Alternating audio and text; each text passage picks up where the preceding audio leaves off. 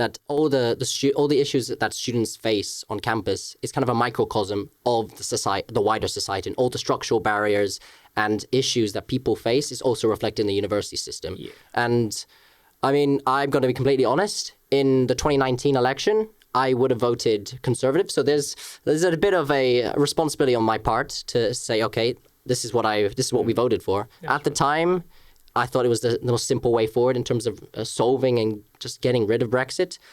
But obviously, you weren't alone. There are lots of people who thought that. And obviously, this hasn't come to fruition. It hasn't come to fruition at all. But yeah, let's talk about Brexit. Let's talk about Brexit. Let's bring on Brexit. I mean, it'd be easy for as a kind of t-shirt wearing Ramona. It'd be very easy for me to say, "Well, we told you so." But I was talking to someone yesterday who didn't admit that they voted for Brexit. It's actually this morning, who didn't admit that they voted for Brexit. But the thing she said to me was, she said, "Why didn't the politicians tell us what was going to happen? What we were going to vote to be poorer?" And I was like, "Well, some were." But the problem is those arguing to stay in, and it's all interconnected.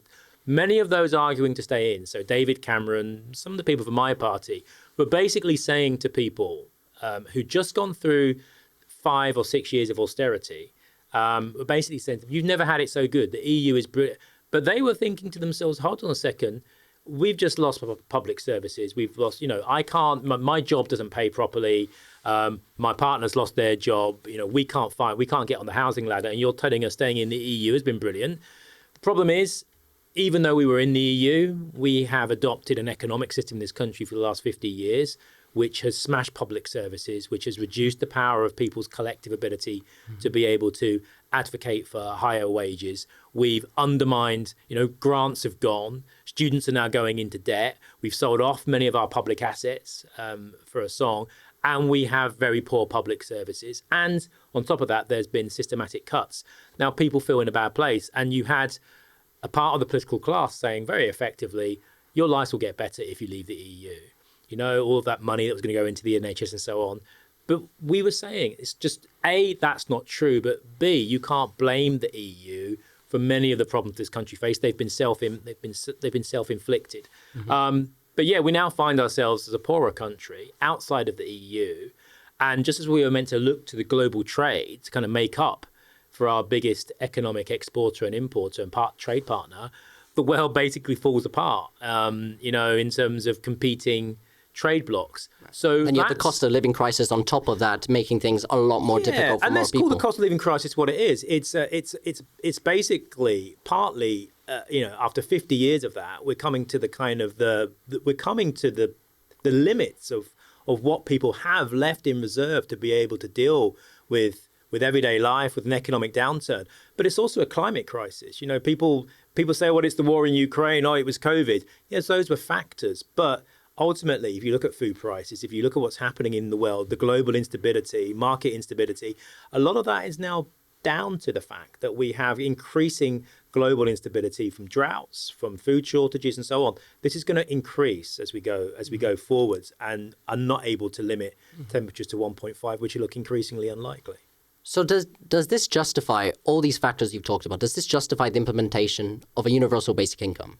Would this solve the majority of the issues that people are facing? Or would this simply just be like a Band-Aid on the wound? So look, universal basic income is a fantastic idea. I think a combination of universal basic income and universal basic services. Some people, I kind of have my cake and eat it. Some people prefer universal basic services. Some people prefer universal basic income. And I'm not sure how much you discussed this on your podcast and how much people know, but basically universal basic income is a kind of a baseline support that everyone gets universally. Whereas universal basic services would be things like, for example, an amendment I've got going down in the energy bill when we get back is for a universal basic energy quota, that everyone would get enough energy to do the basics in their home, and then there would be a social tariff, which would then make those that spend more and have more income would pay more for their energy, and those that have less. So there's lots of, I won't go into it. But universal basic income, universal basic services, I think are some of the new ideas out there, that I think could help solve some of the problems that we as a society and an economy face. You look at AI, as students, you'll be looking at, what is it I'm going to do when I leave university? And we now can see with the chatbots, with the rise of AI, that there's going to be an increasingly more jobs that AI and mechanization and digitization can do. And that means that there are less professional skilled jobs out there. And it will also mean there are less kind of jobs out there generally for everyone. So that, therefore, how do you then have society where people can access the services that they need and can have an income and still contribute into our society? So I think we have to start asking these questions. If we're going to allow AI and technological innovation to remain unchecked, see it as inherently a good thing for our society. And I think there's a debate to be had about that. Then you need to have some economic mechanisms to enable people to be able to exist if there are fewer jobs. I agree. And I think there's one different aspect I would include in that is that maybe this is perpetuated by the media as well as Parliament itself, is that it's always taking the stance from the negative. It's never looking, and this is also kind of a criticism of democracy, that we're very, very short-term kind of minded without really the acknowledgement that we want this country to still be here in 50 years. We should be planning ahead. Yeah. I think Elon Musk, I don't know how much you agree or kind of acknowledge Elon Musk in that sense, but he has advocated greatly and for universal basic income. I'd listen to him more if he gave up his billions. I mean, I don't think he has a right. He's investing. He's investing, but he doesn't have the right. I don't think anyone has a right to be a billionaire. I think in any, look, if you live in an authoritarian state in Putin's kind of kleptocracy, where basically now you have a handful of billionaires running the country that have been carved up between him and his friends and generals and so on, then fair enough. But if you're in a democracy, I think living in a democracy, it's incompatible to have people who have billions of pounds, because those people, no one can justify having billions of pounds. You can't spend it. You haven't earned it yourself. You earned it by extracting and exploiting from others. Simple as that. Okay. Elon Musk is a very talented person. Do I think he's billions of times cleverer than most of my constituents, or worth billions of times more than, say, nurses or doctors? No, I don't. Maybe he's worth millions, but not billions. So, and what comes with having billions? You can buy your own digital platform. You can buy politicians. You can buy a small island in countries. It comes with power.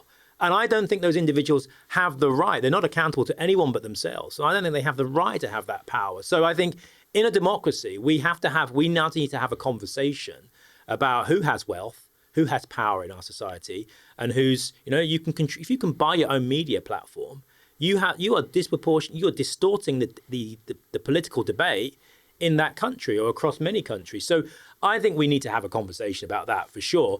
But in terms of there being, democracies having a more positive, longer-term approach, well, we live in a city where we have a cathedral, and it took 200 to 300 years to build that cathedral. So the people that start, generations of people, when that project was started, they knew that their grandchildren wouldn't see it completed. Can you imagine something like that now, where shareholders expect their returns within years? No. So I think, I was someone that grew up with, Isaac Asimov and Arthur C. Clarke, where humanity went to the stars. They went to the stars for the betterment of humanity, and that meant long-term planning. I'm a socialist, and I believe that, I believe in humanity. I don't necessarily believe that the bottom line should be the guiding star for our society. I think my only concern or worry would that be is who gets to decide? I think that's what scares me the most, that the state has the power to decide who's allowed to have this much amount of money, who's allowed to have this amount of influence. And we've seen in the past, and we've seen throughout history, that governments become tyrannical, no matter if they're backed behind democratic principles and a good mindset. Bad things happen with tyrannical rule. That's a fantastic point. So let's unpack that. So if you look throughout, for me, the tonic to stop state authoritarianism, whether that's in a fascist state, a Stalinist state, or a kind of mixed economy, is democracy. Okay, so the missing part of a lot of people, of how many on the right define socialism, is democratic socialism or a democratic state. And so, look, any system which cuts out people from the decision-making process is going to be problematic. So when we talk about the state, I think we don't necessarily have to think about the state as it was in the 1970s or 50s or 60s. We can talk about a more modernized state, a more devolved state. We're one of the most centralized countries in the Western world.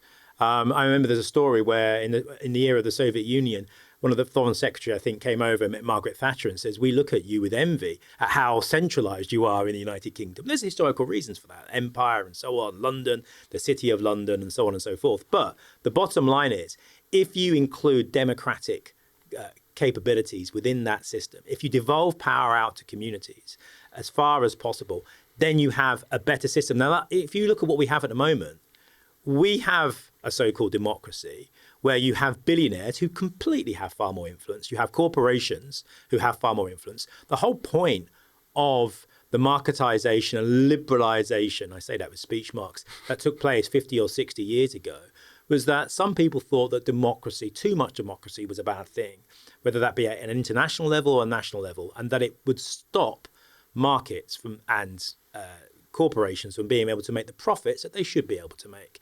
And so what happened over those 50 or 60 years, the deregulation that took place under Margaret Thatcher and Ronald Reagan, was about dismantling many of the changes and reforms that Roosevelt and others had put in place after and before the war to stop banks and others from making those super profits and collapsing economies.